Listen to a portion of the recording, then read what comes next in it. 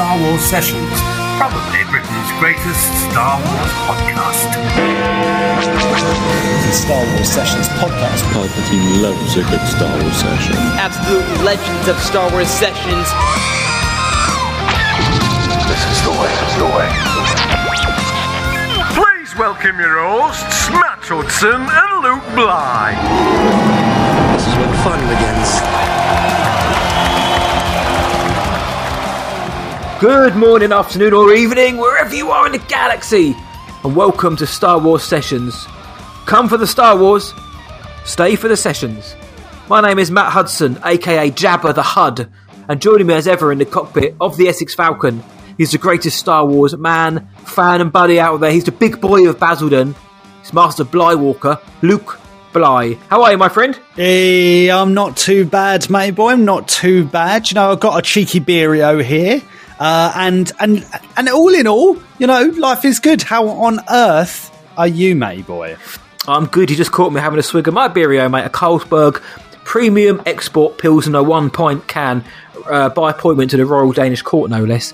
Nice. I'm doing all right, mate. I am doing all right. I've had a donut today, so therefore my sugar levels are good. I've got my beerio. It's another night of talking Star Wars, mate. Honestly, tell me something better than that. Oh, mate, well, we got a new patron. That might be a good place to start. You know, actually. A cheeky place to start. Big shout out to our latest patron, Winnie Akumba, who's joined at the This Where the Fun Begins tier. Yeah, we love it. Nice one, Winnie. Thank you so much for joining. As I said, the fun, this is where it's going to begin. Yes. Thank you for joining up. We hope you enjoy the content we've put out, the content we're going to put out, and the content that dropped quite recently, mate, huh? Oh, well, yeah, it's funny that Winnie signs up because Winnie has been listening to the show for a little while now. But I actually know Winnie. I've known her for many, many, many years. She's a very good friend of mine, but she's actually become a closer friend to my wife since my missus moved down from Birmingham, from the 0121 down to here in sunny Essex, and they're pretty much best friends. So this month I had Aralee and Winnie on the Journal of Luke Blywalker. Winnie is well into her Marvel. She likes a bit of Star Wars, but we have a cracking conversation. And guys, I said it on Instagram and Twitter, if you're going to sign up and listen to something on Patreon, listen to that on Patreon because it is hilarious. The girls going on and going off about Kylo Ren in The Last Jedi is pretty amazing. You know, and what part as well. It's pretty funny, but I won't say any more. I'll leave it at that. Yes, check it out. I had a little listen as well when Kylo Ren furnished me with that recording, and it's well worth a listen. Look, I do jibber jabber with Jabba the Hutt. But you want to go listen to the Journal this month. That's where the fun begins, starts, and ends there. So go check that one out. Winnie, thank you so much for signing up. Guys, if you want to check out our Patreon, see if there's anything on there that you like the look of, patreon.com/Star Wars Sessions. Sign up in the month of March all the way through, and you'll be entered into our giveaway where you can win the Hasbro Mandalorian Dark Saber. So patreon.com/Star Wars Sessions. So with that good news, I can in the background hear the mighty bong of Big Ben Kenobi, which can only mean one thing. Bing bong, bing bong, bing bong, bing bong. Nah, we know we're all here for it. It's a Galactic News Round. Bing bong. Benedict Cumberbatch has firmly denied the possibility that he will play Grand Admiral Thrawn in live action, stating, "There's no way I want to be turned blue, and it's not the right time in my life for that." Andy Serkis has now confirmed Snoke's backstory was kept under wraps from him, but also has never confirmed, despite his previous statements. Hasbro Pulse has now launched in the UK, offering fans unique access to Hasbro's collector-focused brands, with plans to continue the platform's rollout to other European markets.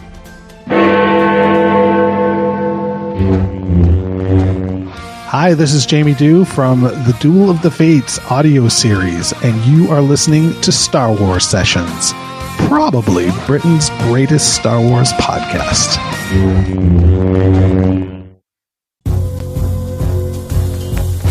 Come with us now on a journey through time and space. To the world of the magical. The Star Wars Sessions. Field trip.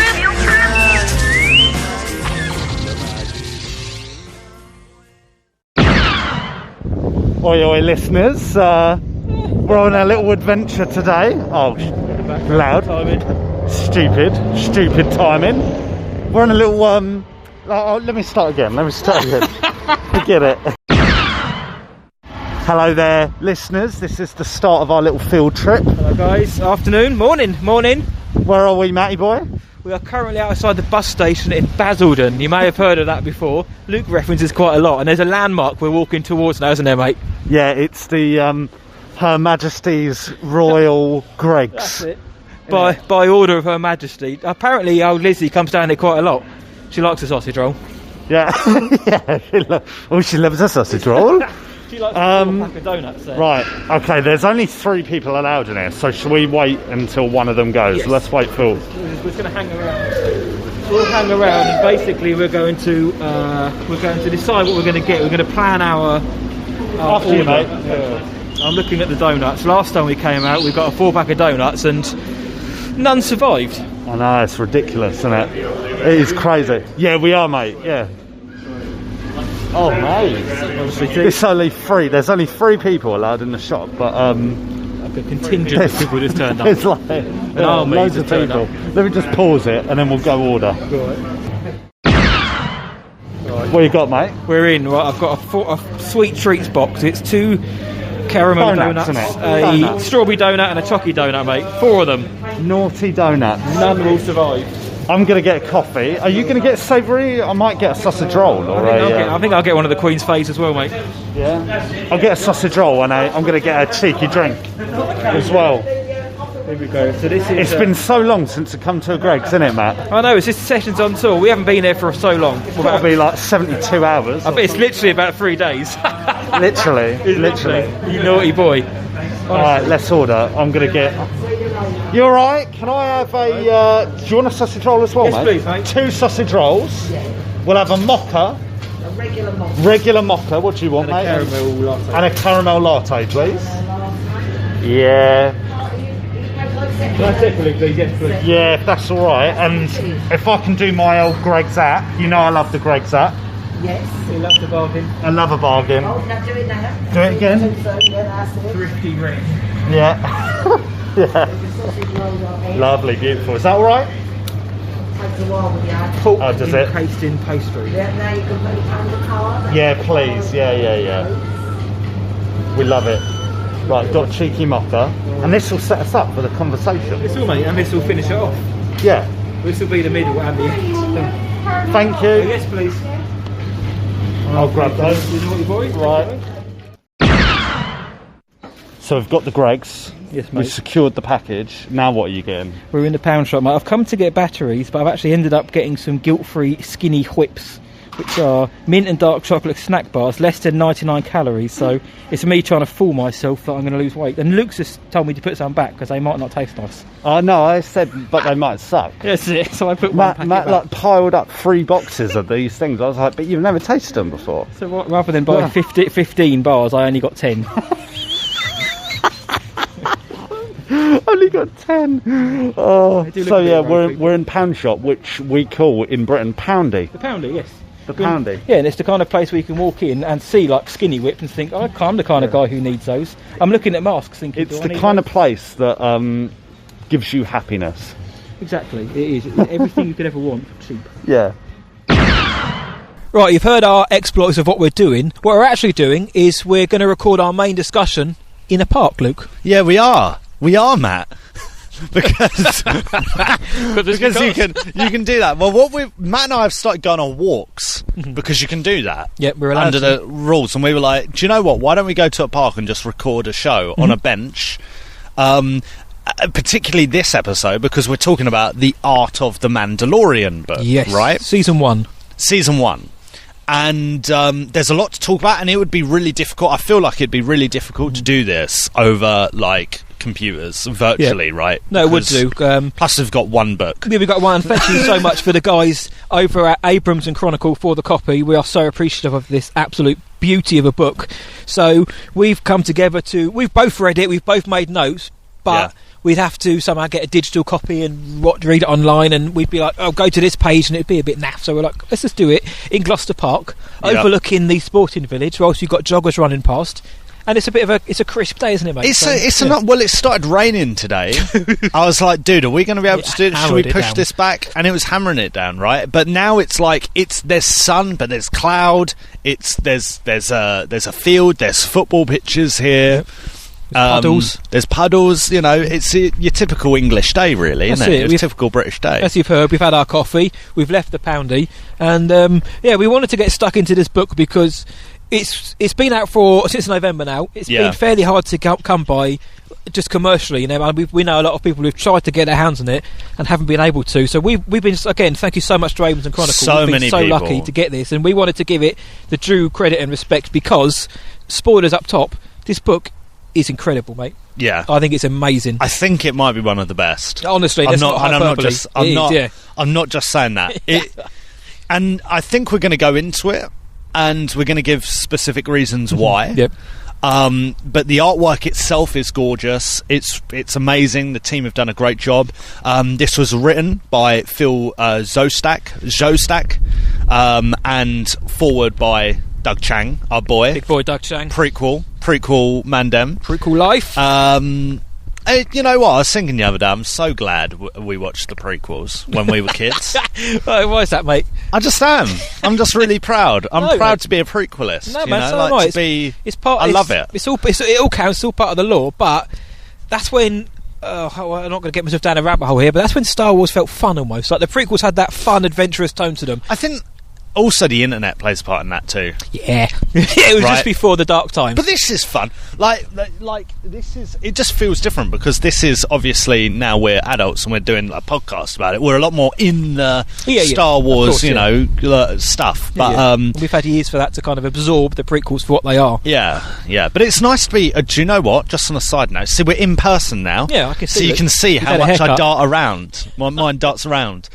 It's nice to be outside, isn't it? Mate, honestly, this is mental. The last time we did a live show for the main show, we was in Shea Bly, sitting opposite we're sitting opposite him on his dining room table. Yeah, we've done pubcasts for our patrons. We love those, but it's nice to be able to get out and about and do a show. This is special. It's nice, mate. This is special. I reckon it might get a bit nippers. That's all right. The listeners can't tell that. They can't. We're tell. Professional. They can't tell. Where should we start, man? Because you've got some notes. I've got some notes on this amazing book. The information. I mean, the main information I gleaned from this was we've looked through this book. It's a big old tome, and Doug Chang has basically said the amount of work that went into the Mandalorian season 1 in such a constrained amount of time. There was a short amount of time. They were working on the Rise of Skywalker at the same time. A feature film, he says, takes 4 to 6 months of initial design, so getting the art sorted out, getting the concepts down, getting them started and then down. With The Mandalorian, I had 6 weeks, mate. 6 weeks to get the whole look of this show, the first ever live-action TV series. 6 weeks. 6 weeks. But to get it off the ground. Just to expand on that, the plus side is that this is set a few years after Return of the Jedi. Yeah. So, like, the aesthetic original trilogy... the tone original trilogy. You've got that nailed, right? You've got exactly, and you've got some quotes and whatnot from Favreau, Filoni, all the guys in here that we're going to dive into. Yep. But generally speaking, of course, they're going off that original trilogy vibe, right? Yes. However, the effort and what I got from this book is the love and the passion. Is ridiculous, and I'm going to come out right now. You're swinging. I'm swinging, mate. It feels to me like way more love and care went into this than Rise of Skywalker, and dare I say, even some of the other projects. Well, Doug Chang himself said he didn't say anything about that film, but he said they were deep into the Rise of Skywalker. They were working on that, and they were doing the art and designing and creating for that. And then the Mandos come along, and ordinarily. They'd be stretched. The amount of work would be too much. But they said they loved the Mando so much, and he even said this is his favourite project to have worked on. since working at Lucasfilm period. And he's been there since the mid-90s. Yeah. This is his favourite thing to work on. So they were already working on the Rise of Straight up. Skywalker. And you think of how much stuff, like Rogue One, Solo, Some of the Force prequels, Awakens. He's done stuff for the animated shows Yeah. as well, right? Yeah, you yeah. know, like, and to straight up say The Mandalorian, this is special, right? Yep. I think, you know, so that's that. I think that's a solid introduction to this book, because Matty Boy, I think this is gorgeous. Yep, it is. Do you mind if I kick things off You with can do whatever you my want, my first friend. little note? You do whatever so you want, my friend. If you turn, mate, to page 20 for us, right? Page 20. It's And the best rest, thing I can count. rest that page on my knee, on my big fat knee. Oh, look at that. Look at that. Right, okay. So what we got here, this is great. Dave Filoni, his first sketch of The Mandalorian. Yep. Right? And he's describing it. I tended to do a lot of little sketches on the plane, Yeah, that's right? a Trying to Filoni figure thing. out interesting moments for the pitch. John loves this one. And it's basically, you've got two pictures here. You know what we should do for this episode? Mm-hmm. We should put on like our Instagram, like the photos we're talking about. Timestamp, yeah. These are the photos we spoke about. So Yeah. listen and watch. Yeah, we'll do that. Should we do that? We'll do that. And That's where put we it on our stories or something like that. Yeah, we'll do that. So I'll take photos along the way. But that picture, he said that was one of the first pictures, if not the first picture he did. Yeah. To capture the vibe of the Mando was And it's this spot one. on. And it's Pretty much there, isn't it? All you've got is this is clearly a Boba Fett. Yep. Well, it's Mando. It's the picture of Mando looking at the floating pram with Yeah. the cot, which we know Baby Yoda's in, and what Yeah. looks like a sun in the background. Like so that was the idea. The genesis of the show originated from Filoni saying, right, we've got a Mandalorian. There's a floating cot. That's Yeah. the story. What does that mean? He Yeah. says, is the kid floating that ball? And what does that mean? Exactly. That was the genesis of the whole show, and I love that, mate. I love the fact that just that one sketch, and right at the beginning as well, the first major picture in this book Yeah. is a picture of Boba Fett's helmet. Yeah, it's And crazy. it's someone holding it. You can't see who's holding it. It's mental. And they said, well, this was the whole mystique, the mythos of the whole thing was Yeah. who's holding this. And you know, this is the visuals. So he's going to look like this. Who's holding it? And I love that. It's Early on, the story's figured out. yeah, and they based all of the art on Boba Fett to start with. Yeah, sure. All of the original concept, basically Boba Fett, which is fine because that's all they had to work off. Yeah. It's great how it evolved. Yeah, absolutely. It's gorgeous. Absolutely gorgeous. What's your next point, mate?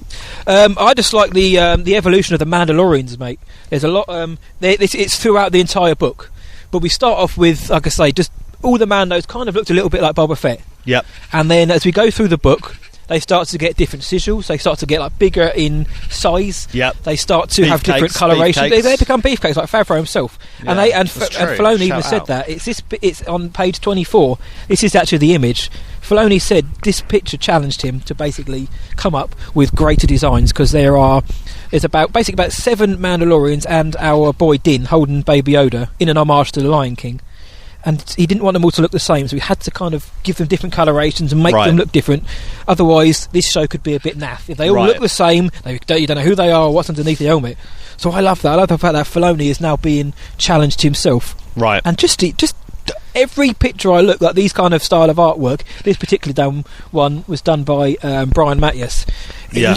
Look at it. It's a painting, man. It's concept art, and this is art. And Matthias as well goes on to say that it was the Mandalorian mercs. They inspired Yeah. the variation The mercs, yep. in the Mandalorian, right? So you have a cosplaying group inspiring and really contributing to what's been one of the most successful projects to come out of Lucasfilm ever. Yep. That's mad, And that's right? what we A love. cosplay group. And the 501st was they were there on set as well, weren't they, for Yeah. the scenes on Navarro because they needed more stormtroopers. So they said, "Why don't we get these guys?" Yep. And so I love that. And another thing Filoni said, which I found interesting, because a lot of this book he harkens back to how his time within animation, so Clone Wars and Rebels. Yep. But he says with Rebels, he was almost like a micromanager. Every time somebody gave him a story, he was like, right, why is that there? What's this all about? What are you trying to get from this? What does it mean? Yeah. I don't just want a story about a Force-sensitive kid again. We've had that.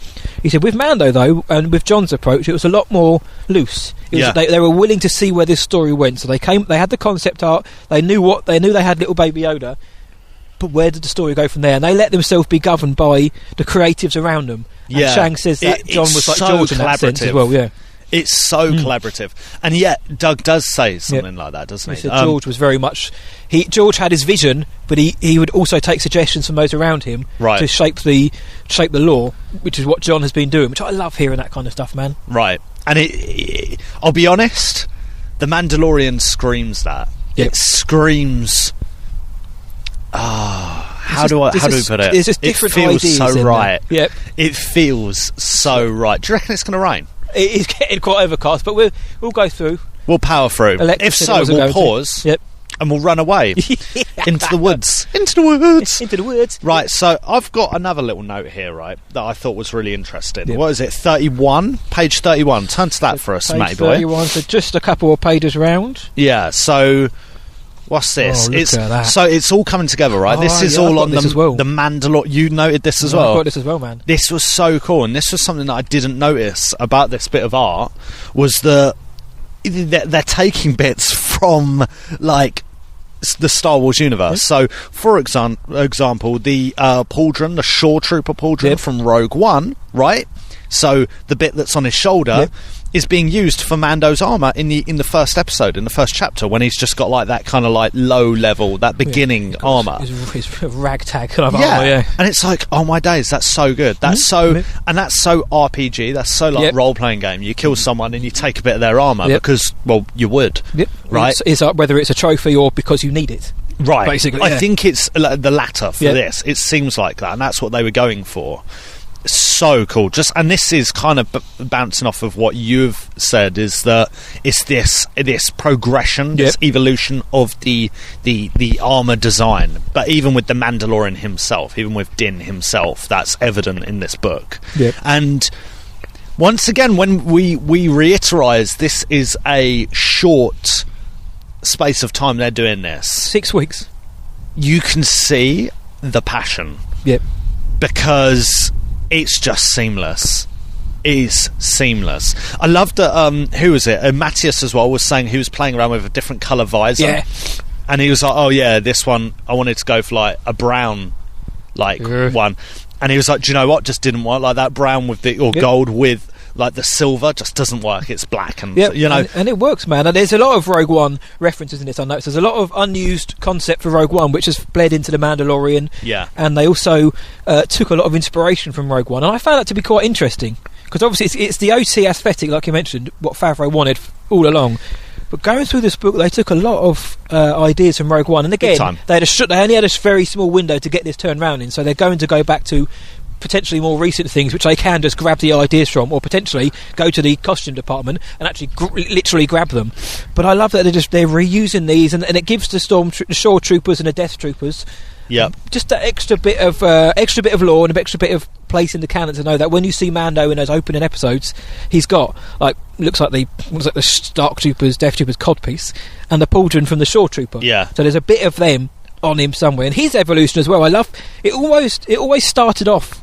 It started with Boba Fett, but it very quickly progressed into Din, the Mando as we know him. And I really, really like that, and how we end up. We went through 5 stages of planning and development to get to Din. But what wasn't quite as easy was Baby. No. There's a nightmare picture in this where Baby Yoda is a human. Do you know what page it's on? I don't, but whilst we're talking, I'll find it. But Baby Yoda is an actual human baby, and it is absolutely terrifying. I've seen it before. I've seen this before. I think it's toward the end of the first one, second one. Let me have a look. He is and we love Baby, but I do not want to see Baby looking like it's crazy how like wrong this could have gone with the child. Right? Honestly. Yeah, here he is. Absolutely mad. Page 76. Look at that nightmare fuel. Page 76. But then you get a cute one of him with the helmet on. Yeah. And you could tell that. What was it? This is the one where Jon Favreau says, the first one I did. So this is Christian Olsman says the first one I did looked almost like a human toddler in makeup. We were just groping around in the dark, and it seemed like Favreau had such a strong negative reaction. Not that he hated it, but he's like, no, I wanted this thing to look like Dark Crystal or a Henson style puppet, right? And it's like spot on. Spot on, because that's exactly what Baby is. And do you know what, Matt? On the weekend, I was speaking to some friends on Zoom, and they were even saying, who's cuter, Baby Groot or Baby Yoda? And I went, it's not a competition. Come on. And it's not even and loads of people like nodding. I was like, Baby Yoda, Grogu. He's a bit boy. woodeny Groot, and there's the picture on page 80. There he is, there's our boy. Did anyone notice how that joke? He's a bit wooden. Did you just say? was that purpose? Was that an accident? It wasn't meant to be purposeful. Sometimes I'm too clever and You're funny too for my own good, mate. for your own good. But I tell you what, right? They were saying, I made the point of, I think it's Grogu as well, because a lot of the time he's practical. Yep.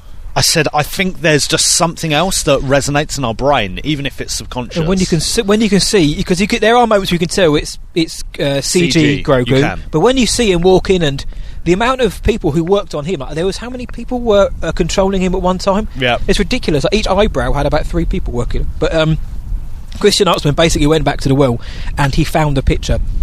He drew the picture, and it's Baby Yoda sitting in the sand, as we now know, in page 80, and that's the one. And he said as soon as John saw that, he knew that was it. That was it. That's what they got to go for. That's what they're modelling it off. And the evolution, and they talk about how they wanted him to be like a child, so he's only got a few teeth, like a little toddler would do. But they didn't want him to be too cutesy. No, they didn't want him to be like the cute baby who's clearly only there to sell toys. Right. Baby Yoda's done a great job of selling toys, but they wanted him to feel like part of the story as well. But that wasn't priority. No, it wasn't. The priority wasn't that. They didn't do it for that reason. The reason is for the story. Yeah, and that's what we said all along. First and foremost. Anything can be in the story, but if it's there, like we said this like with Jedi, if it's there solely to sell toys, then in place of story, then you've already fallen flat in my opinion. But like the Porgs. The Porgs made sense in the story of Apto. They were indigenous to the plot, but they weren't big like Baby Yoda was. So they could make the Porgs a bit cuter. Yeah, Baby Yoda is integral to the story. You couldn't just have him, being cutesy all the time. Even though he is, to the point where he starts eating the eggs, people didn't like him. No. Well, yeah, we say people. Like the backlash against our Bubba. Yeah, take that back. But honestly, mate, there is so much stuff in here. There was a couple of images I really liked in here. But what about have you got any images that you just saw and you were like, whoa, wow, in the whole book? Yeah, I've written loads of stuff down. I think for me it's all just the Western vibe, especially the early on stuff. Like even here with Kuil, like meeting and stuff. I tell you one thing I like, because I can't pick a favourite picture. It's tough. It's hard, mate. This one's great. Look at that one. Double page. It's just blown over. Right, hang on. Let me move this over to Fountain of Filth. This is. I tell you what. Later on in 36, right, page 36. So this is way back, right? But we have the Razor Crest interior on page 36. Oh, bit windy. Storms are coming, Annie. better get home, Annie. Here we go, big man. My bones are aching. I love, where is it? There's a quote here. Here we go, right? So this is by Ryan Church, and he says that the inspiration for the interior is from the International Space Station. No. So it's Star Wars and the ISS. And I thought that was really cool. But it worked. But you think about it, and it's like, that works because it's relatable. Why haven't we thought about that before? Right, it's relatable. It's like, oh yeah, that kind of makes sense. One of the other things I enjoyed was the cantina, the bar in episode 1, where Mando makes that iconic appearance, his first appearance. That was based on Quint's ship in Jaws. Yes, and it did mention that. I never knew that. Now when I went back to watch it yesterday, I was like, I can see this now. Oh yeah. Do you know what? Page 49 for me, mate. And then this is one of my favourites. Okay, so I love the ships, by the way. Ships are great. Some of the ships, mate. Some of the bounty hunter ships are like X-wings and the Naboo starfighters mixed together. Right, 49.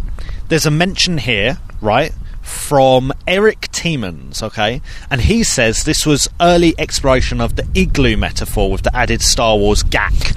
I was intrigued with how flat this planet was. So this is the ice planet at the start of Mando, and he basically goes on to say that hang on, and it being a windy place, a windy planet, maybe the igloo forms could be aerodynamic. Yep. So they're thinking about this. So they're thinking about the environment. The architecture is actually real life. It's relevant as well. It's not just a random Star Wars design. It's not just, like, this looks pretty, let's put it in there. Right, Yeah. right. It's way more than that. That. Very cool. That's a good shout as well. I love this image here, like I love Vista shots where you can see like everything. Yeah, wide angle. And wide angle bad boys. Yeah, and one of the ones which I absolutely dug was from your favourite episode, So As It Were. Hell yeah. Which is episode 4, which was the B. Rice Dallas Howard episode, Sanctuary. But I liked Sorgan. I thought Sorgan was lovely, and I thought it looked good. Sorgan's great. But there's a shot in this book, and it's right there.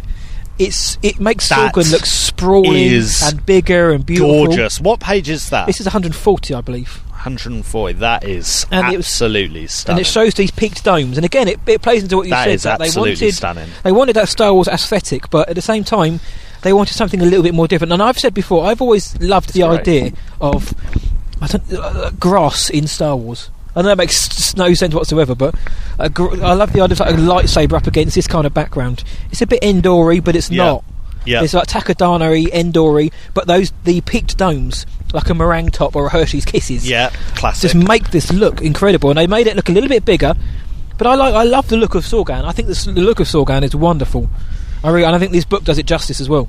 Yeah, absolutely. It's so nice, and that's one of my favourite episodes. Yeah, I know you like that one. And what that goes to show is that you can have a grass planet and it will still be different to Endor. Yep. Oh yeah. Right, you can have an icy, snowy planet, but it will be different to Hoth. Yep. You know, it's so there's so much range. It's not just like simple forests and whatnot. Yeah. It's different. You could have Takadana and you don't think, oh, this looks exactly like Endor. Exactly, it's different. It's completely different. A fun fact which I know came out originally because when Carl Weathers was first announced on the cast, he came out and said, well, I was originally behind a mask, and we covered this on our show. Well, apparently Carl Weathers was originally going to be under makeup, but now he's not going to be because they said, you've got Carl Weathers, why are you going to hide his face? And he was originally going to be a Weequay, which I always thought was a Weequay because we say like key over here, Q-U-A-Y is key. Yeah. But a Weequay, can you imagine? I can't imagine like Grief Karga being a Weequay. I don't know. Again, that's the thing is you get Carl Weathers. Why? And we've said that about actors before in the Mando. Like if you get certain people like Rosario Dawson, you don't dub their voice just because why get them? You get Carl Weathers, you don't hide Carl Weathers' voice because Carl Weathers. He's Carl Weathers. He's the king. Right. I can't imagine him as a Weequay, but it's little. And again, that was out there as well. But the Loft Cat book as has well. some great bits about that. Page 141. Oh, I get baby. Went to go the Loft Cat. Yeah, Kitty, from Kitty. Rebels. That's it. Oh, yeah. And that was fun. He says, the baby rushing towards it saying, Kitty, Kitty. And then obviously the Loft Cat was going to chomp on Baby Yoda. And there is Mando's love interest potentially as well. One of the first iterations of her. She's got no shoes on, but she obviously has woken up or something. But the babe from chapter 4. The widower who Mando almost took his helmet off for. Yeah. Bless him. You reckon? You're going to say it as well. Well, yeah. You reckon he's going back to Sorgan for her? Yeah, I do. Yeah, that would again. It ties in. It would tie in nicely. Because I think one of the things that I get from this show is that one of the themes is family. Yep. And I think that. Yeah, I think she's definitely a love interest or something. I don't know. Could be. You know that episode 9. That post episode 9 shot. Imagine. See, this is the other thing as well. Doing this in person, I mentioned episode 9. Matt looked at me like with dread. Like, what are you going to mention about Rise of Skywalker? I was going to say, all I was going to say, so good. Before we got on air, we had a good chat. It would have been brilliant to say for the show about the sequel trilogy and things like that, but nothing bad, don't worry. But we had a great chat. But as soon as you mentioned it, I was like, where are we going with this? Well, we love it, don't we? We love it, don't we? Right, like what else? What else you got noted down on this bad boy? I quite like, mate. Just little things. Like I found out Peli Motto was based on Louis from Taxi, which is Danny DeVito's character. Right. I read that as well, yeah. Amy Sedaris, or not Sedaris. Is it Amy Sedaris? I think so. She might be the director, but one of a woman who's a similar name. But she didn't know anything about Star Wars, but they said if you've seen Taxi and you know Danny DeVito's character, just be him, basically. So I like that. Toro Calican basically went through like loads of different like cowboy designs before they ended up on this fairly kind of like standard design as well. Basically Han Solo diet. Just Han Solo lights, exactly. The mercenaries from the Prisoner episode, they got those pretty spot on from the start. The original concept was kind of how they ended up on the show, which I thought was pretty cool as well. there was this. It was the evolution of characters. I've got there the evolution of Cara Dune, because they said they originally wanted Gina Carano in the role. Yeah. And you can see how it obviously ended up being Gina within the concept, but you just see how she changed from like her build and her hair. She had the Martez sisters haircut, and how she changed to becoming more like of the Cara Dune we know. Yeah. And I love seeing that because, again, speaking about the character of Cara Dune, I love the design of Cara. Me and too. They even said in it, they said, Gina's got such a presence that we wanted to find an outfit that complemented her. Yeah. And I think they got the costume they got it for spot Cara on. bang on, man. I really Especially do. because we've discussed this before, like her build, as well. It's really, really cool. Really cool. No, yeah, there's and that, so I Nice love shout. the evolution of the different characters in this. And you were mentioning the turnaround as well. The first draft of episode 1 was given to Dave Filoni on 25th of December 2017, so 10 days after The Last Jedi. So just enough time for the discourse to really start. Yeah. Favreau was like, which is crazy, exactly, right? Favreau was like, here you go, we'll save this apparent mess. Here you go, Filoni. So within that short amount of time, they're getting the concept art done. Favreau's having to write this thing, and this book goes through the pitching process as well, like how they pitched the story to Kathleen Kennedy, how the meetings went, Kathy's original thoughts about it, and how basically as soon as they showed her some of the concept art for the first episode, she said, "Yep, go make it." And I thought that was great. I thought that was great. Quality. It is absolute quality. Yeah, I loved. This was earlier on in the book as well, but they were talking about battle droids as well. Oh yeah, the big. And they were like, but we need to beef them up a little bit. I was like, So you read that? I'll be honest, I didn't notice that. I didn't notice any difference. He but, said he liked the design, but he wants to be a bit like he wants. And he to be like wanted the to next include gen almost, those. Yeah, he wanted to include those. So I thought that was a good shout. And again, that kind of makes sense. But yeah, mate, it's quality. Any other little nuggets of wisdom you got there, Hud? Mainly, it's Hat Mudson. Hat Mudson. The funny thing is, like, the further you go into the book, you can see that they nailed the concept. So the early episodes have the book's dedicated more so to the first half of the first season because they were clearly getting as much of that as possible. Whereas the final 4 episodes, to me, they'd found their stride. Yeah. There's less concept it was less concept art and more like actual art that we saw lifted and put into the episode, which I found really interesting. Even like the R2 droid, which with massive legs, which steers. Oh yes, that looked like it did on screen. So so much of the concept art is just like, and it's so good. It is art. It's concept art. I was amazed looking through this every day before I handed it over to Blylo Wren. It's like these are just people they had 6 weeks to create all of this, but the level of detail. Yeah. And I know concept art isn't a new concept to you or anyone else, but it's unreal. And I don't mean to generalise here, but I do think that I do think there is a section of people out there who sit down, they watch a show, and they don't realise the amount of work that goes in the background. They kind of think that maybe the people just turn up on set, everything's there for them because it was planned out from day one. The amount of effort that went into this before the actors even got cast was unreal, and I love that. That's what I love about these art of books, and that's what I was going to ask you. Basically, your whole thoughts on the book and like the quality. Would you pay? This is 30 US English pounds. Would you pay 30 quid for this, mate, in a heartbeat? Yes. Honestly, hands down. This is one of the best Star Wars books I've ever read. Yep, I've ever read. This is good, but this is. I think if you're into art design and you're into Star Wars, it would be an absolute no-brainer. It'd be an absolute no-brainer. So that's what I think. Yeah, I think it's great. And the art of books in general, I know you love them as coffee table books. I've got some of them at home as well. And as soon as this one turned up, it was like a dream. I love the sequel trilogy concept art. Yeah. Again, whatever we think about particular moments in those films, the concept art for those are great. I love the behind the scenes. The Force Awakens, particularly. I like Last Jedi's cool because the Force Awakens was like there was nothing. Yeah, you go ham. Fresh. I love the behind the scenes and the production stories and that. So I love these books, mate. I honestly think these books, and I know people say, they bring one out for everything. Good. The art of Fallen Order is great for everything. The art of Rebels, great. There's artwork for everything. Like, exactly. Do you not know how design works? They're just going to leave it in the vaults and never have it out there, or they're going to give it to us to see. Like, again, the Fallen Order one was bonkers good. Yeah, I love absolutely. that. So these books, I think, are great. And if anyone hasn't got any of these books, they can be hard to get by, but I would definitely recommend it. They're called coffee table books because they are. Yeah. Grab a coffee, sit down, pick one up, read it. You read a few pages, phone rings, you put it down, you go back to it another day. These are great. On page 197, this is towards the back of the book. Look, it started flipping rain in here. This is pathetic. Are we going to continue? Or are we going to? I think we've got a couple more things to say. I think, and then you can move on. We can cut this bit out, can't we? Oh, we'll keep this bit in. Yeah, yeah. Keep it. This is au naturel. It's just because it's starting to rain. I don't want the book to be. Oh no, it's all been ruined. Yeah, thanks for the book, Abrams. It's ruined. Yeah, 197. Oh, the reckoning. Look at our boy, Moff Gideon. He's an absolute unit, isn't he? Look at him, absolute tank. Oh, look, we got a dog visitor. Hello. Come to take our territory. He's coming to try and wee. He's trying to wee on the Mando book. Rather that than my leg. Right. Look at Moff. See ya. That's good. Main discussion live. Yeah. We had another guest on the podcast. Yeah. We had a little one. We had a little loft cat turn up. Loft dog. Yeah. So what is this 197? Yeah, man. Right. Okay. There's a moment in here.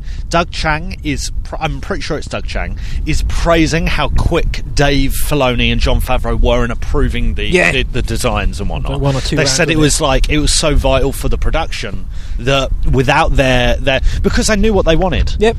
They knew what they wanted, and so they were like, yeah, if this works, yep, that's it, approve it, do it. And it's I like that energy, you know. Once again, there was that urgency, but there's some irony that this was such a quick ironic. There was this quick production. Yep. Well, you know, we say quick, but it wasn't at the expense of anything else. It feels like that, right? It feels like, oh mate, it just feels like a dream come true for us nerds, you know. But and they said that John and Dave knew what they wanted. They were specific about what they wanted, so it was made the art very easy to do. So John and Dave would give them directions, so the artist knew what they wanted. Yeah. And within 1 or 2 rounds, they'd have the art. You know, they'd have it signed off. Yeah. It wasn't like 5, 6, 7 or months worth of it. Yeah. You know, John and Dave knew what they wanted, and they got it down. And that's also a testament to the concept artist, because we've mentioned John and Dave a lot, and Kathy, the artists, man. Yeah. They're all listed in the front of the book. There's so many of them to create this work in such a short amount of time. And create a new era, a new part of lore in such a short amount of time, so that we all now know and love. It's become part of the Star Wars zeitgeist. You know what I mean? All these artists are incredible, and I hope they all stay on. Most of them have been on Star Wars for a long time, but I hope they all stay on. Yeah, this is what they can continue with. Yeah, this is crazy. Right? And this is just season 1.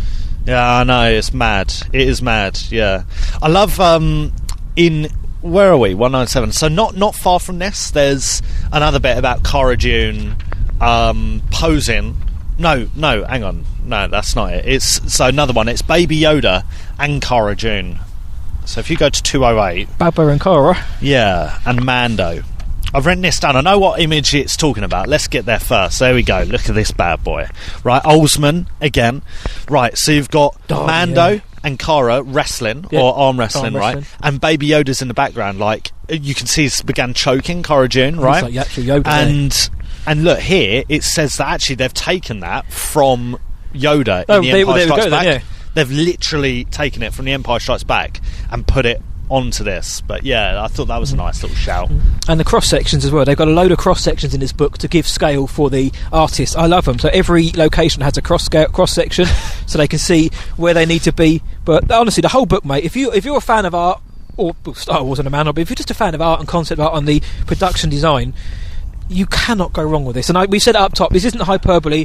It doesn't matter that the book got given to us. I don't care about that. I've bought the other art books, beautiful. And I love those books. It's beautiful. And this is just as good, if not better, than the rest, because we're passionate about the Mando, because it's that new era, it's that new full phase, a new wave of Star Wars.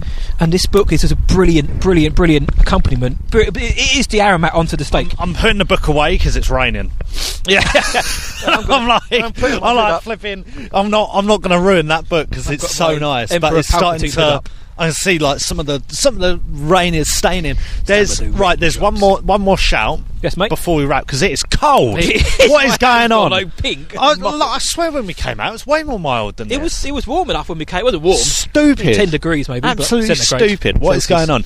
Page 220. Right. The white speeder bikes. Yes. Yeah. Borrowed from Fallen Order. Oh, yes. So again, they're going back to the world. They haven't got time. Which was in production at the same time. Exactly. So they're collaborating, or they're using items from other recent Star Wars shows, things, and I love it. And great. That's what I love about this. We've always heard that nobody talks, or there's no collaboration, or there's no cross chat, but clearly there is. Yeah. I mean, clearly these art departments are working together. You've only got to watch the Fallen Order documentary behind the scenes to see how involved Lucasfilm were. Yeah. And I love to see that. I love to see that the same people working on TROS were working on Mando. We're also working alongside the Fallen Order team. Yeah. And who knows what else in the background as well. Yeah. I love that. So it gives me hope going forward that when we have these crossovers with Rangers, Ahsoka, Mando, and whatever the other one is, a Book of Boba Fett, that they are going to be like well thought out, because you know the artists are working together and they're probably working on the same shows, so they're going to have that same visual style to them. And Dave and John are overseeing them. Yeah. I'm And excited. this is one of the highlights to me, mate, is that Dave and John know what they want. They know what they want, and when they see something, they're like, "That's it. Yeah, that's what was in my." And they go by their gut almost, but they know what they want, but they also don't waste time. But Mando shows I can as a fan I can trust their taste. Yep. To be honest, oh Matt, I wish our listeners could feel how cold I am. I wish they could see us if I have gone colder. Like the last 5 minutes, 10 minutes, I've just got really cold. What what the hell is going on here? Alongside the art of the Mando pictures, I'm going to start jumping. I'll get Luke to snap a picture of us with our microphones and our hoods up, so you can see just what we went. Forget it, mate. Forget it. This is what we went through. I'm going to chuck the microphones in the river. There's a small little river. We do behind have us. like a chuck it. You know, this is what we do for you lot. We can stand up actually. This is what we do for you lot. Yes, you better appreciate it. That's it, we freeze for you guys. Cold. That's I'm it. so cold. Have you got your phone on you, mate? I've got my phone on us. We'll take it. We'll do it live so you can see that we're actually doing it. So right, we're in the episode, but yeah, that was honestly the art of the Mando book. Get it. So here's a picture. Oh, hang on, let me. Luke's got his one long arm there. Yeah, one long arm. He's got to sort his hair out. I've got my Palpatine hood on. It looks like, and it's windy as well. Here we go. There we go. Let's do one more, mate. Let's do one more. Had our pictogram on there. There we go. Here we go. So yeah, it's so flipping cold. All on the mic. So that's just how we looked when we did the show. We're on a park bench in Gloucester Park in Basildon, and we reviewed Art of Mando book. We could have done it probably a lot more beautifully, but we could have done it you in know, the car, there's a national lockdown on, Exactly. and we're allowed to go one-on-one walks. So we thought, let's turn this into a cheeky session. But this we'll probably do. Let's go get warm. Yep, we'll go give our final treat. thoughts. Yeah, let's do that, and there'll be more of this. And again, our patrons are used to this because we do pubcasts. We're usually sitting down in a pub. Yeah, but this is what it's like, and it's great. This is what pubcasts is and there like. will be more of these because now that we can actually do it, why not? Yeah. So thank you, the weather of Britain. Yep. It is still winter technically. Spring, summer starts in a week and a half's time, pretty much. Spring does. Well, British summertime starts. That's right. Because I have this debate with Arily all the time. She goes, "No, it's summer." I'm like, "No, Arily, that's summertime. BST. That's not the summer. Clocks change basically. Yeah. Summer is after the longest day." Yep, that's it. See, so the clocks change, so we get lighter nights, but it don't make it summer. I'm like, yeah, it's still. But do you know what? We went for a walk last week, and I was like, look, buds are coming out. We did, and we were like, oh, they were really nice. They were like white Isn't that buds. pretty? We went for a walk last week. We spent about 3 hours talking Star Wars as well. We did actually. We did. And the conversation we had before. I shouldn't have said anything because it was a great conversation, and the listeners would have loved it. They would have loved it actually. And it's one of those ones where you can't recreate it. What did I say? You were like, oh, don't say that. I went, Jewel of the Fates. Oh, you said Jewel of the Fates. Yeah, basically, that's what made it be better. And then I went into the certain ideas. It didn't involve Palpatine, before anyone says anything. Different things that just didn't work, and they connective tissue. Hang on, what? Some of them did involve Palpatine, but not all of them. Didn't involve Palpatine. What? Well, basically, it was if they didn't have, they could have just had Rey and Kylo, a la The Last Jedi. They're the fight. Have Hutt stage a coup. Yeah. But it's Rey and Kylo, the characters that were created for the sequel trilogy. They live and die by that. They don't have to bring anything else back. They get their Snoke's gone, Luke's gone. It's just these two. That was his story. I might go get another hot drink. I might go with you and get one. And I may also get to go because we can't sit in anywhere. That's why we're recording this on a bench. Exactly, where we were now standing up, like doing that thing where you kind of like move around. I'm circulating blood around my body. We're just so cold. Yeah, my mum's gonna fall off like that guy in the cantina in A New Hope. But let's go get a hot drink and let's get some more thoughts on. Yeah, let's get some more thoughts. We'll get our thoughts together on the way, and then we'll end up. But hope you enjoyed that segment of our main discussion. Yeah. So We're in Eastgate, which is a shopping centre just on a wee. We've masked up. Masked up. We must start. It's warm. I can feel my hands again. My hands are still pink and mottled, but I can feel them again. I'm a lot warmer now. Honestly. I'm a lot happier. I was getting grumpy. I was like, I can't handle this. He was fighting the listeners. You better like what we've done for you, he's saying. Yeah? Oh, no, I stand by that still. Yeah. Stand by that still. That's nice. Alice Lewis Carroll, jobby. Yeah. Like Lewis. Bit mental. Right, so, do you know what? I had one more thought that I wanted to share. Yep, go on. In the book, it talks about how Dave Filoni praises Ryan Johnson and Ram Bergman. Yeah. For giving him a start by inviting him to the last... Well, Kathy Kennedy made it, so he went to The Last Jedi. Yeah. Because Dave Filoni said, I want to get into the live action. Yeah. And Kathy's like, well, it's a bit different from animation. Yeah, let's do it, man. Let's do it. Go to London with Ryan and Ram. And well, he's done it. He did it for Force Awakens and for Rogue One. But he said that The Last Jedi was the best one. Like, that's where he felt like he learned more, and Ryan was a really good teacher. Yeah, he basically said, Ryan grabbed me, pushed me behind the camera and taught him how to block shots and how to frame shots and create shots. So you've got very good memory, haven't you, for like where things are written? Like I have such a bad memory. I love the filmmaking or production process. I love that creative process, and I love Ryan Johnson as a filmmaker. I think he's great. So seeing that Ryan had a hand in Dave's transition was great, mate. Great. So it was great. Yeah, that is awesome. Right, so should we head to Asda? Yes, other supermarkets are available. Well, we're in Eastgate. We're on our walk, which is it's a shopping centre in Basildon Town Centre. We're masked up. We're masked up. We're safe. We've not got Rona. No. I'm so much warmer. Mate, honestly, even though it's Britain, and people will be saying, well, it's colder in this part of the world. It probably is, but we're not used to that. We're not used to it. It suddenly went from being kind of mild and quite nice to really cold. Then as soon as we got out of the park, the heavens opened and it was sunshine, wasn't it? It's like ridiculous. It started getting sunny, literally, on our... But this is like a little school trip, isn't it? It is. School trip, like field trip, as the Yanks would say, you know? We managed to do it a few times in the last few weeks, and whilst we've got the opportunity to do it, thought, why not, mate? Let's have a little explore around Asda. Let's do it. Right, here we go. We're in Asda. We're here now. You probably hear in the background. So probably here in the background. We're hearing. Let's look at the Star Wars stuff, because why not? Exactly. This is where Luke comes quite a lot. When he says he goes to the shops, he goes to some other ones, but he comes to look in Asda. And I've been here with him before. Here we go. And now I'm with him again. Here we go. Whoa! I've not seen that before. There's a little pop thing. Hang on. Oh yeah, it's a little Mando pop. It's a on brand. Mando keychain. Doesn't say how much it is. That's mad. I've not seen that before. Not in here. What's that? That's so sick. There's a little child. There's the animatronic baby Yoda. The little baby. Little baby. A Sith Jedi Trooper. They've got a Sith Trooper. Chewbacca, Boba Fett. Well, it's the little... What are these called? The mission fleet things. Oh, those geezers, yeah. And they've got the retro. They're cool. They're fine, aren't they? I like them. I like them. A tip for whenever you're at Asda or any other supermarket, go to the bargain bit. Yes, Luke loves a bargain. I love a bargain. How much do I love a bargain? He loves a bargain more than he loves Star Wars and his wife, I think. Probably. Yep. Look, there's already vultures there. That's us. But fortunately, a lot of the time I'm bigger than most vultures. Yes. So I just loom behind them and they move. I'm wider than most vultures. Whilst I'm in here, I need to get one of those Reese's peanut butter eggs. What, you're going to destroy one of them bad boys? I'm going to destroy a couple of them. They're like 50p, so... Yep. Here we go, look, bargain bit. What we got? We got Yorkshire puddings. Guts health. Yeah. Good. Yeah. A lot of meat. That's our reflection.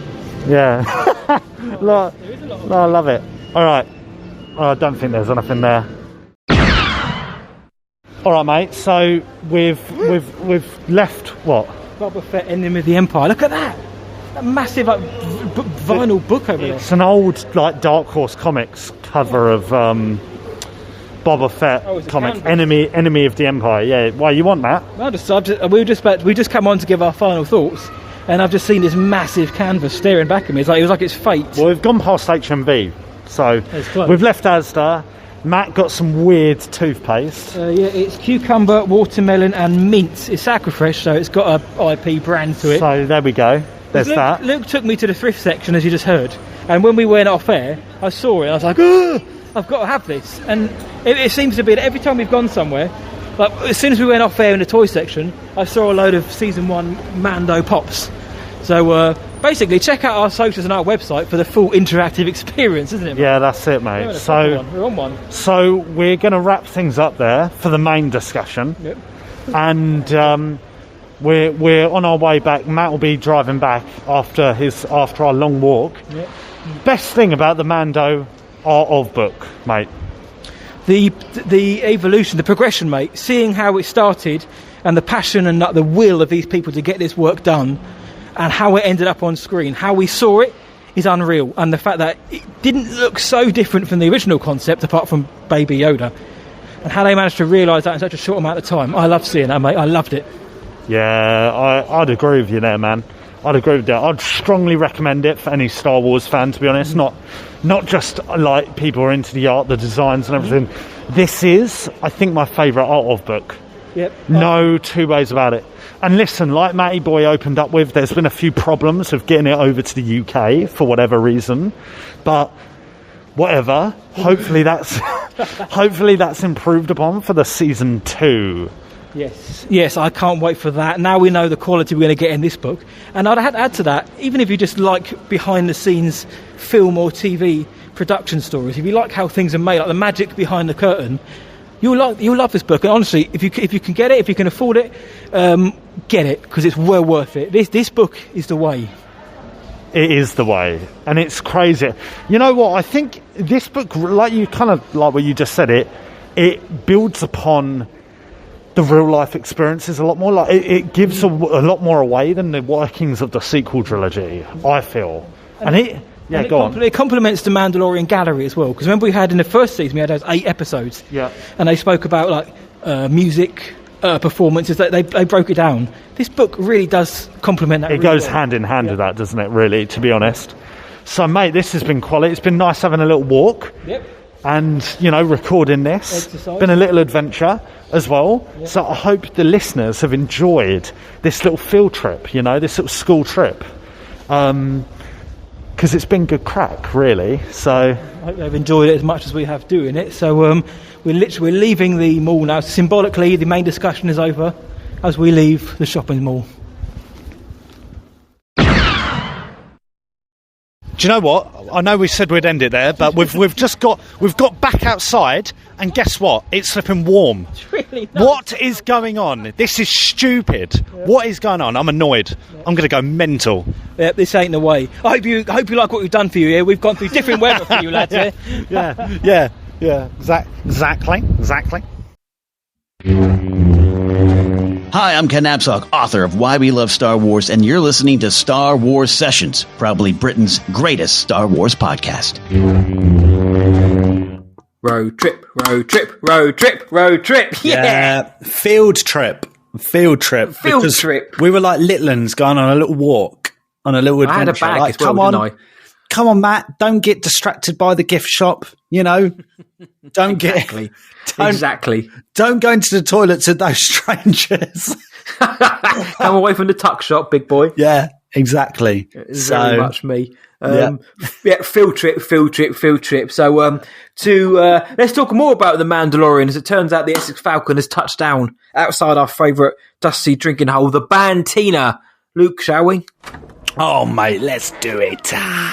Yes. As we do each week for those new and old to the show, we sit down with you guys, the greatest listeners in the galaxy, and we have a few kef beers whilst getting your thoughts on our main discussion. So this week we wanted to know, what were your favourite shots from Mandalorian Season 1? And we got some bangers.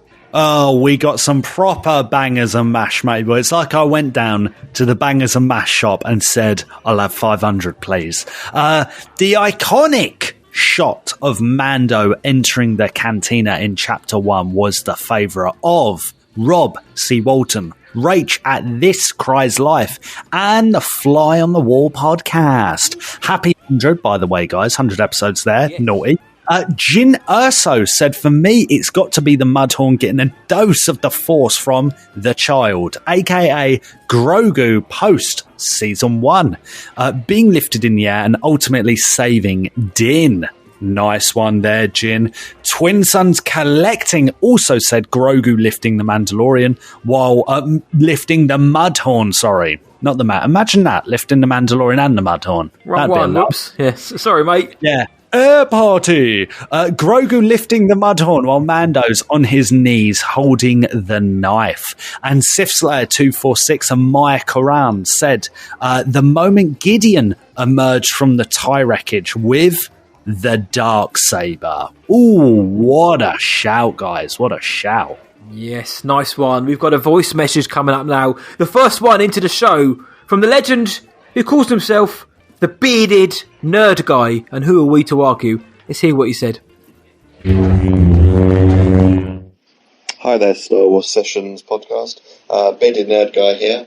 My favourite shot from Season 1 of The Mandalorian is in Episode 7, where Mando, Cara Dune and Karga are speaking to the client, and basically they get ambushed by the Imperial Death Troopers, and then a whole convoy of freshly armoured stormtroopers show up, and then obviously after that Moff Gideon shows up in his TIE fighter. For me, that is one of the pivotal shots of this series. It's the shot I showed most people that hadn't seen The Mandalorian yet, and I was just like, you know, this is a TV series, it's not even a film, and just the look, for me it was just breathtaking, and one of the best shots, I think, in that season. Really good standout shot. So yeah, that's my pick. Oh, he's a guy, he's a nerd. Legend has it, he has a beard as well. And he's come up with a belt. My favourite part of that one is like, you know, Mando, Cara, and Karga. Karga. Yeah, good shout, mate. That was an epic moment. I love that shot. So, Bearded Nerd Guy. Thank you very much, mate. Yeah, Bearded Nerd Guy, absolute ledge. Follow him on Instagram. He's got like a really cool nerd room. I think it's like the loft of like his house or something, but it is so cool looking. Like it's great. Follow him on Instagram, the Bearded Nerd Guy. He's an absolute king. Thanks for sending that in, dude. Yes, nice one, big boy. And speaking of which, our Victory's Price giveaway winner, Tim Griesbach, jumped on board and he said, Chapter 8 Redemption, where all the stormtroopers, the 501st, are lined up and Gideon's walking through them. It seems to be a lot of love for that scene. Gideon in particular. Gideon's a king, so nice one, lads. Gideon, such a lad. Ladian. Ladian. Up next, Dan Alex Hales said Grogu choking Cara because he shows that Mando had a negative effect on him and he stayed to use the dark side. Nice one there. Dinsky chose Mando and Baby Yoda looking at each other at the end of Chapter 1, saying the scene really reminds me of the Hand of God painting by Michelangelo. Spot on there, Dimsky, the Belgian Bond. I think that's exactly what they were going for. And finally, James T. 2006 shows when Grogu uses the Force against the fire in Chapter 8, and it's from behind him. What a shout there, Jamesy boy. What a shout. That's a massive shout. Each and every one of you, I'd love to sit down and have a kef beer with each and every one of you. And speaking of someone we'd love to have a kef beer with, let's end this section of the Bantina with royalty. The King of Wales, Luke Summerfield. Let's hear him.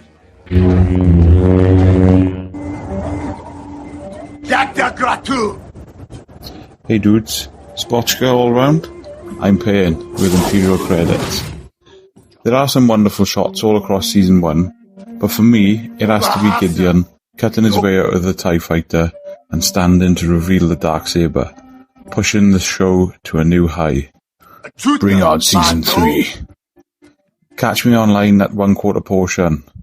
And remember, Palpatine loves a good Star Wars session.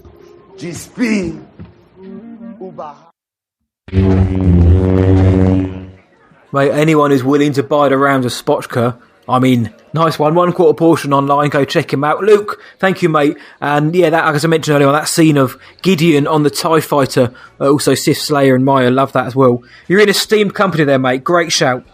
Palpatine loves a good Star Wars session. For extra content, go to patreon.com/Star Wars Sessions. You know it's going to be so good. Best podcast. Best podcast. That's right, it's the spiciest part of the Bantina. In fact, some may even say it is just so good. So good. Yeah, that so is. Oh, good. Yeah, and another one. Yeah, and see, the Dandalorian loves it. He's the going off. The Dandalorian. It's going off. It's going off. The Patreon questions, that's right.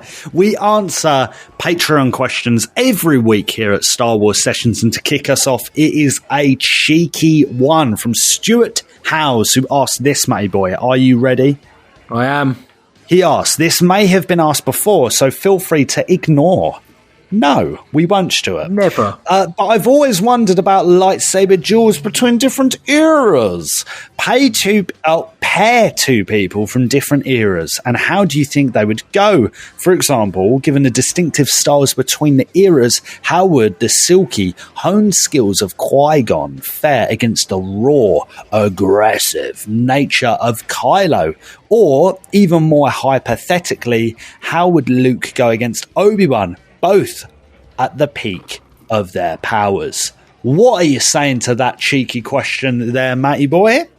Well, I think for me, the more obvious one, I think anyway, is I reckon Luke against Obi-Wan, taken out of the equation that neither would actually want to strike down the other. I think Luke wins that. Obi-Wan is very much a defensive fighter. He always has been. That's his stance. Luke has shown he's willing to go on the attack if needs be. I think Luke wins that. I can't take away anything from Obi-Wan's ability, because he did take down Darth Vader himself. He was one of the only people to defeat Vader in combat. So that's got to count for some. But then Luke went and did it as well. So both of them have got the claim of beating Vader, but I think Luke wins that. I think Luke has got more in him to take down Obi-Wan. As for Qui-Gon and Kylo, you may disagree with me here, my friend. I think Qui-Gon Jinn is going to win that. I think Qui-Gon is more disciplined. I think he's got the experience behind him. And I think he could take advantage of that raw, aggressive nature of Kylo. Kylo against Luke on Crate, or Luke's projection, was just like a bull in a china shop. I think, and look how Luke, the experience of Luke, just, did his kind of backwards Matrix style bends and got out of the way. I think Qui-Gon wins that. I think Qui-Gon, I think he makes Kylo angry by not fighting back necessarily, and he makes him make a mistake, and then before he knows it, skewered Kylo kebab. So I reckon Qui-Gon beats Kylo. I reckon Luke beats Obi-Wan. I'd love to see Rey versus Dooku, the untrained melee fighter against a classical swordsman. I'd love to see General Grievous, the cyborg, against anyone, just for the visual spectacle, because, why wouldn't you? Mace Windu's an interesting one. I think Mace Windu beats anyone he's against. Mace versus Luke would be good. Mace versus Anakin Darkseid. I know it's the same era, but that would be pretty fun. But the big one, mate, a lot of people would like this, or would like to see a what if, and it's Luke Skywalker versus Anakin Skywalker. So Anakin pre-Darkseid against Luke, after Jedi, Return of the Jedi, when he's just taking fools down. I think that would be a fight for the ages. But what about you, mate? That's my thoughts. What about you? I know you probably think Qui-Gon's going to beat Ren as well. Yeah, I think Kylo is going to smack Qui-Gon. Straight up. I think he's a lot more naturally talented. He's a big boy. He's a wide boy. He's a more wide, honestly, boy. it's like a huge HMS battleship against, I don't know, Somalian pirate van. That's it. Somalian pirate boat, mate. Or a Royal Mail van. Yeah, just a Royal Mail van just parked at Dover. Bang. That's it. You're dead, bash, mate. Bosh. Kylo's just got that power, isn't he? He's got that power. It's like when he went up against he went against up those Knights of Ren, and they got fooled, mate. And they're really scary, the Knights of Ren. I'm not too sure about their ability, to be fair, but I hear you. They killed loads of younglings, didn't they? Yes, they did. Actually, there you go. They are very talented. Yes, they're very talented at killing. That's their thing. Darth Vader was too. And actually, they're very good at going on hilltops and standing there for helicopter drone shots. I mean, just standing there. They're very clever at finding Chewie and just being there when he came out of the Falcon, the Ochi ship. Yeah, they're good boys though. They're good old boys. They're good old boys. Never do you no harm. That's it. What's the other one? You got Luke and Obi. Luke's going to smash that one. Yep, he's going to smash that one. I think Luke's actually. I think so. Luke's probably one of the most capable Jedi, really. But he also, when we're talking about just dueling, I think Darth Maul's a shout. He's really good. Thing is, Maul loses most of his fights. He does, yes. So, but he looks good doing it, and he's got a cool voice. He looks really good doing it. That's a very good point. What about Ahsoka? We haven't mentioned Ahsoka in any of this. Ahsoka's all right. Yeah. She's all right, I bet, but... Who wins, Ahsoka or Kylo Ren? Kylo, every day. Ahsoka or Rey? I think Ahsoka wins, I think. Probably Ahsoka. Probably. Depends. Depends on the day. The variables are coming in. Depends on the day and the context, but probably Ahsoka. Probably.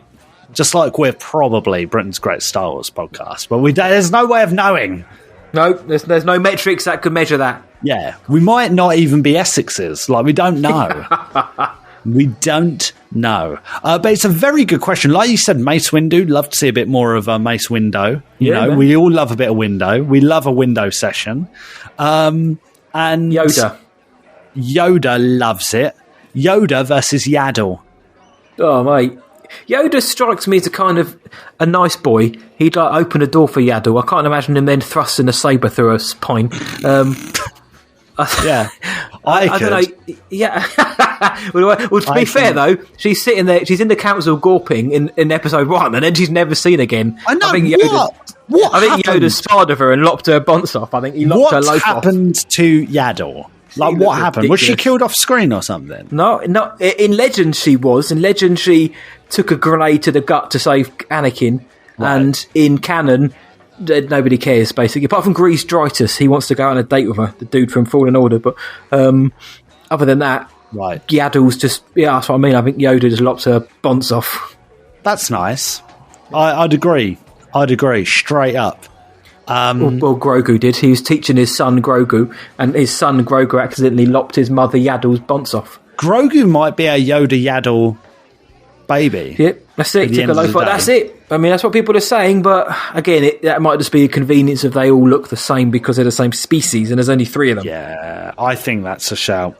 But there we go. It's a very good question, though. It's a very good question because I did a similar show on my Patreon. Months back, the strongest Force user, I actually put Luke Skywalker as number 1. But this, again, when it's just dueling, it's kind of it's a bit different.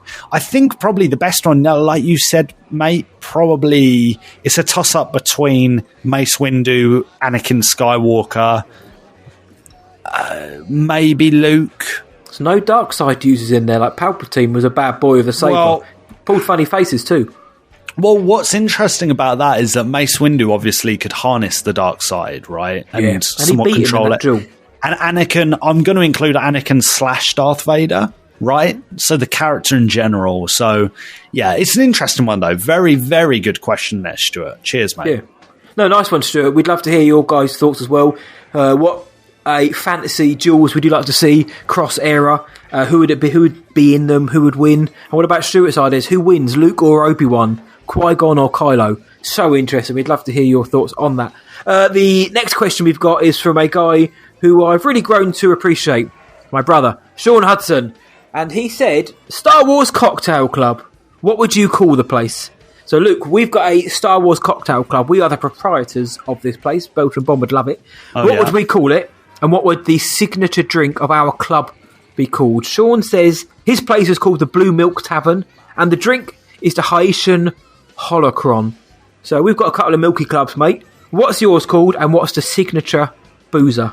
Well, it's very cheeky. It's a very cheeky question indeed, Matty boy. You know when you go up London, and it's from like 5 to... Yeah, just generally. You know, London, that city, a few miles west of us.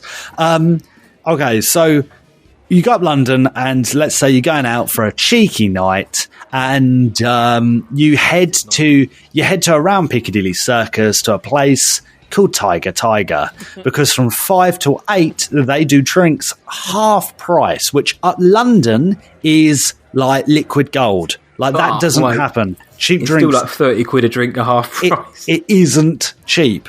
So that's called Tiger. Matty boy, Sean, I'm opening up a cheeky place called Bantha. It's going to be very, very cheeky. Our signature cocktail, my friend, is the world famous Bantha Mary. A lot of vodka and a lot of milk. Milky? It's very milky. Very absolute milk. And, people love it. People absolutely love it. But there's a special drink for people who, don't particularly enjoy modern Star Wars. But, and that's fine. There are people that listen to our show who don't like the sequel trilogy or The Last Jedi, whatever. Fair enough. But, the kind of people that go on, the internet and spread lies, just straight up lies about... The clickbait gang. They're clickbait gang. You know the ones. They get served a special type of the Bantha Mary. They get the Bantha Mary. They get served the Bantha Mary Sue. So... That still gets me. And there's no booze in it because they ain't allowed booze, so it's just straight up juice. Yeah, that's it. That's the spirit. So, what about you, matey boy? What are you saying, mate? I think I like the sound of Bantha. It sounds pretty classy, mate, especially if you're there with your suit on and your hair swaggering around with a Bantha Mary. Mine is called the Jakku Rose. It's a very classy establishment, really nice establishment. Jakku Rose, check it out. And the drink is called it's the Juicy Jedi. Really nice drink as well. It's there's a drink in the real world called the Juicy Gypsy, which is where it comes from. It's vodka, Benedictine, or orange juice, lemon juice, all mixed together. Chuck a bit of orange zest on it. Love it. Or as I've thought of just on the top of my head, the Naughty Nebula, because I like the colours of a nebula. And imagine that in your gob. That would be very nice. So the Naughty Nebula, the Juicy Jedi, come to the Jakku Rose, and I shall make sure you have a night fit for a king and a queen. Start off at the Bantha, head on over to the Jakku Rose. I'm having mine situated next to Dex's Diner. Do you know why? So we can go for a kebabby afterwards. Where would yours be situated, mate? Cheeky. My one would be situated... I don't know, somewhere maybe a bit like Cloud City on Old Bespin. Yes. Looks a bit boring, doesn't it? Cloud City. It's like, look at me. I'm running around with an ice cream maker. Good for you, mate. What else can you do? Look at me with my cape, says Lando. Yeah, we can't get a drink in that cape, can you, mate? Yeah. Bit boring. You know what needs to open up there? Bantha. Fridays, 5 to 8, half price. Come Karaoke with Calrissian. I'd be well up for that. Calrissian Chronicles, what do we have here? You come in my cloud car and watch me fly into this building. I've had too many. Don't drink and fly, kids. Yeah, exactly. The Baron Administrator of this facility says so. Sean, where would yours be situated? We want to know that. We've got the Blue Milk Tavern, the Haitian Holocron is the signature. Where is it? We're going to get, or is it a franchise? Has it just opened up on all the planets in the Outer Rim as well? One on Sorgan as well, because they look like they need a couple of points down there as well. So, thank you guys for your comments and your questions. We'd love to hear everybody's thoughts about that. But until next week, when we have a load more of your comments, we have a few more of your Patreon questions. Barman, sorry about the mess, but we will be back next week in the Bantina.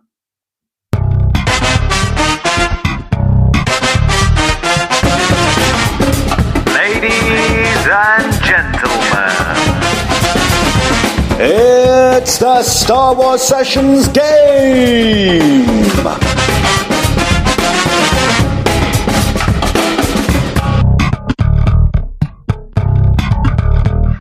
That's right, it's the Star Wars Sessions game! Every week, we end the show with a cheeky game. This week it is my turn to host such a game. Matty boy, are you ready, mate? Drink in hand, I'm ready. This is the world famous, the Sessions favourite, 20 questions. Matty boy, you got to ask 20 questions to me to find out who I have written down on my pad right here. Are you ready? This person is involved in Star Wars. He could be in it. They could be in it, whatever. Yeah. Right, I'm going to change it. Forget it. I'm going to change it to someone else. He's going to change it. Well, I'm going to change it to someone else. Do you hear me? Hang on. Listen to this. I'm crossed it out. Doing someone else. Right. Okay. You ready, mate, boy? I am. I said 50%. I've got one right in this. One of them I got badly wrong. So let's keep the streak going, mate. I am ready. Okay, matey boy. Play the music. And let's hit it. Your questions, please. Right. So I know they're in a Star Wars galaxy, but you said they're a man, so they may still be. Right. Well, I crossed that out. I'm doing a different person. Is this person a female? No. Trying to be basic there. Okay, right. So we're not a female. Are they in any of the movies? Any of them? Yes. Right. So they are. Somebody who is in a movie. They are. They are not a female. Are they an alien species? No. Oh. Are they a male? Yeah. Oh, I got duped by that. So it is a male. I've wasted 3 questions. And a geezer in one of the films, so any of the films. Right. Okay. Yeah. He's in one of the films. And it's definitely not an alien, so... Oh, no. I can divide the laughter is going to be something unreal. This couldn't have gone better. Go on. Do they do any concept art? No. Okay, I'll get that one out of the way straight away. Get out of the way. So in the films, it's a fella. Are they just in one era of Star Wars? Yeah. Okay, so they're only in one of the eras. That hasn't really narrowed it down, actually. A fella. Are they in the prequels? No. No. OT? No. Sequels? Yes. Right, a geezer You're from the sequel 9, trilogy. by the way. You're on 9. No. 9 numb. Oh. I wasn't a guess. So there's a bloke who's in the sequels only.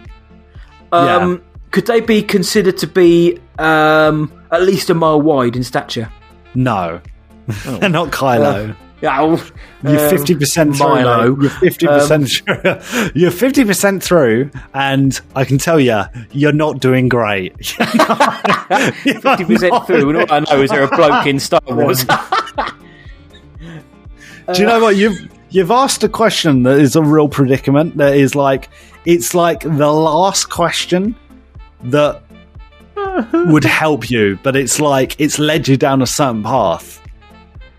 Right, this is right. I've got 10 questions now. Right, bloke, sequel trilogies in Star Wars, and they're definitely in the films. Right, okay, they're in the films. Yeah, are they in all 3 of the sequel trilogy films? No. Okay, so are they in just one of them? Yeah, right, that's 12 2. questions. That's 2, and you've pretty much asked the same question. Well, no, because they could have been in 2 of the films. That's true. So they're only in one of the films, right? I'm not going to ask which one. No. Why do I get the feeling it's going to be something really weird? It's not. It's not really weird. I promise you. I've just had to say yes on something. Oh no. So I've got 8 questions. So they're in one of the sequel trilogy films. They're a bloke. I've taken 12 questions just to know that they're a bloke in one film. Okay. Are they First Order? No. No. Are they Resistance? Yeah. Okay. They are. They play someone who's in the Resistance. Yeah.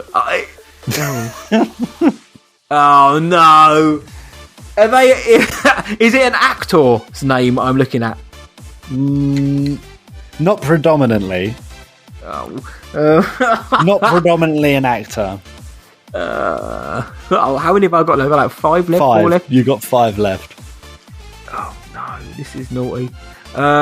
Is it John Williams? No. Good guess. Oh damn it! Very good guess. I thought I was going to be murked then. Right, so I've got 4 left. You're going to be Mandalorian murked. I'm going to be Mando murked. So it's not predominantly known as an actor, but they're in a film. in a Star Wars film. Yeah. Oh. No, it can't be because there's two of them. Is there two of them? What do you mean? Is this just one person? Like, it's just one person. Oh, it's just. Okay. What do you mean? As opposed to twins? I thought you were going to drop in like William and Harry for their cameo. No, it's not William and Harry. Naughty boys. I'm going to have to write that down as a question. I've got two left. Oh no! You've got three left. I've got three left. Right. There's a geezer who's predominantly not an actor, who is actually in one of the films though, in the sequel trilogy, and that's all I know. This is. I'm either going to kick myself, or it's going to be the most ridiculous thing ever. And they're with the Resistance. They're with the Resistance. They're with the Resistance. And they're definitely a human. So, are they a human? Yeah. Damn, why did I waste that? I'm sure I've already asked that. You've got two left. A human male with the Resistance in one film. Yeah. I wonder if anyone listening knows who this is. They probably don't. I hope not, because I'm the biggest oddball ever. Yes. I'm pretty sure we're still at where we were. We really were, like 10 questions ago. All I know is they were the Resistance. They were the Resistance. Yeah. Right, I'm going to have to throw out a couple of Hail Marys here. I've got to think of one. Right, you've got to think outside the box, I think. I've got to think outside the box. You've gone down something that you've had to go down because you asked something early on that is technically right. Yeah. Technically right? Yeah. Oh. Stop the count. They're with the Resistance. They're not really an actor. Why do I feel like I should know this? Oh man. Are they in The Force Awakens? No.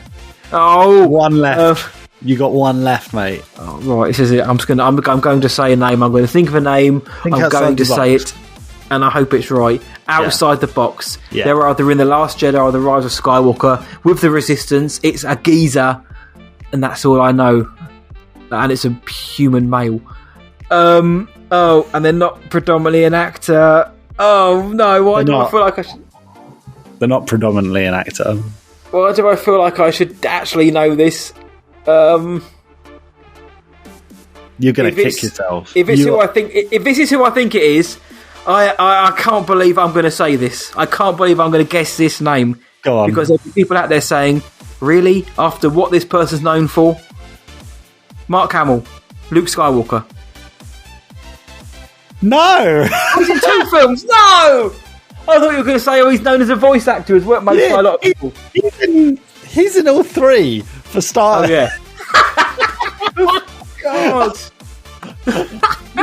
Why did you think Mark Hamill? I don't, because as soon as you said he's predominantly known as an actor, and then you were like, kind of known as an actor. No, he's not predominantly known as an actor. And I was like, well, he's done voice acting for like the last 25 years. Like, maybe people think that. He's not predominantly known as an actor. Do you want to know who it was? You're going to kick yourself because you asked, Matt. You were like, "Are they in Star Wars?" I was like, "Well, yeah, they were in Star Wars." And you went down a spiral that I couldn't get you out of. It was Gareth Edwards. Oh no! He was in The Last Jedi, wasn't he? He was in The Last Jedi. Oh. He was in The Last Jedi. Yep. And he looked at someone tasting the crate soul. That's it. Looked at he was like a bit of a judge, yeah. General Emat, his name was. But there we go, idiot. There we go, Matty boy. There we go. I'm sorry, buddy. I'm sorry. Genuinely deflated by this. That was hilarious. That was hilarious. That was hilarious. I can't believe it. Hopefully, the listeners enjoyed that. Hopefully, if anyone got that, let us know. Honestly, if you did get it for real, let us know.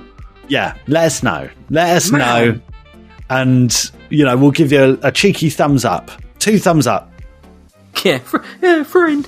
Oh wow, I'm honestly sitting here like I'm slumped in my chair now. Like I can't believe the way that ended up. This isn't going to go the way I think. Mark Hamill, come on. Better results next time, Matty boy. They're needed. I shall take the L. Take the L. We've played 320 questions. I've got 2 of them badly wrong and 1 of them right. On air anyway. That's really upsetting. But Jabba the Hutt will bounce back next time we do 20 questions. I'm telling you that right now. But good game though, mate. I always enjoy that. Oh, it's a pleasure, man. It's your turn next week. Yes, it is my turn to try and bamboozle you with one of my games. But speaking of next week, that is that. For this episode 106 of Star Wars Sessions, but the fun doesn't end there. No one's ever really gone. Where can the world find us, Master Blywalker? They can find us at starwarsessions.co.uk. You can search for us on socials, Twitter, Instagram, Facebook, TikTok. Just search for Star Wars Sessions. We will be there. Send us a voicemail. Send us a cheeky message to hello there at starwarsessions.co.uk. Yeah, we're on Anchor FM, Spotify, Apple Podcast, Amazon Podcast, Stitcher, TuneIn, everywhere in the galaxy that you can find a podcast, you're going to find us there. And if you love our show, please consider chucking 5 stars our way on your podcast provider of choice. Leave us a good review and head on over to podchaser.com. It's the IMDb for podcasts. We're on there. It's awesome. So drop us a review if you have a spare 30 seconds because it helps us grow, gives us more engagement with you guys, which is the lifeblood of the show. So thank you once again.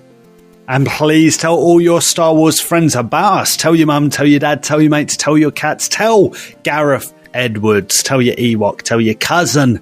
The more the merrier. Their Kessel spicy. Chicka chicka. Tell them that this is the podcast that you're looking for. So until next time from me, see ya.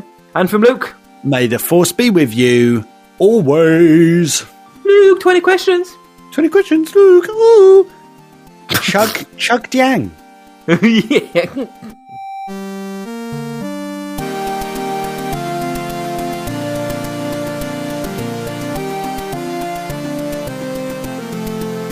They are Essex-based podcast heroes.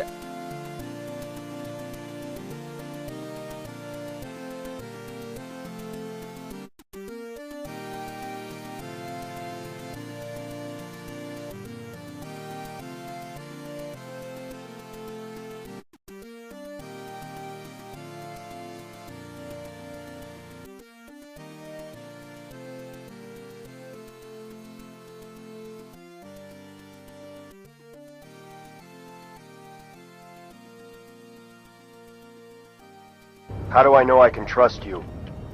Because I'm your only hope. Tell that to Kanja Club.